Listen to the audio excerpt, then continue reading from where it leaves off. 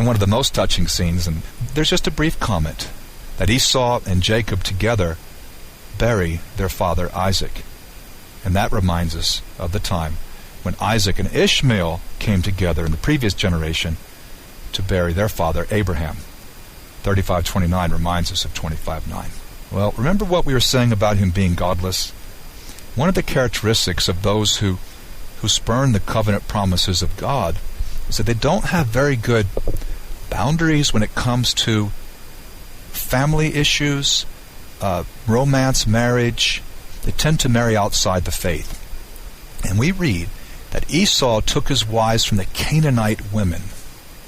Adah, daughter of Elon the Hittite, Oholibamah, daughter of Anah, and granddaughter of Zibeon the Hivite, Basemat, daughter of Ishmael and sister of Nebaioth.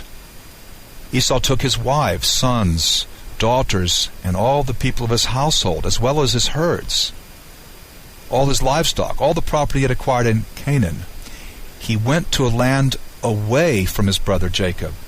Esau forsook family and promised land just as had Ishmael. I'm reading from chapter 36. So he marries outside the faith multiple times. He goes away from his brother. Now his brother is going to be in the promised land in Canaan.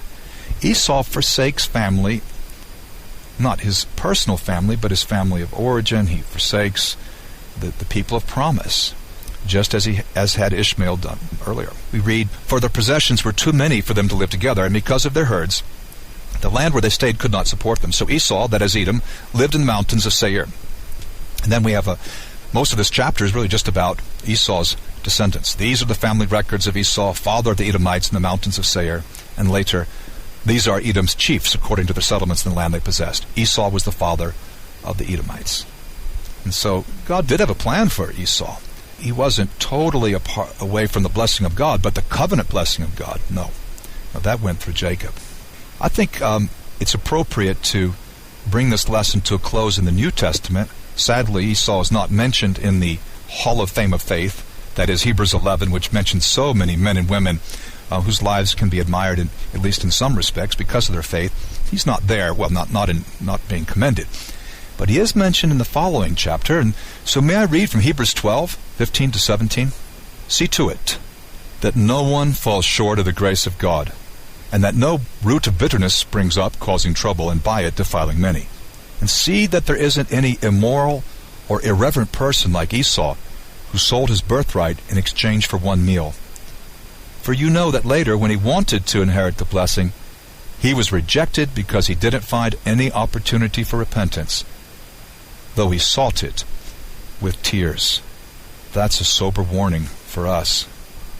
Let's not be like Esau.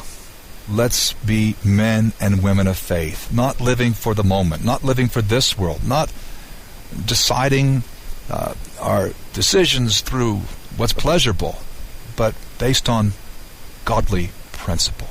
Esau, he sells his birthright. He loses his blessing.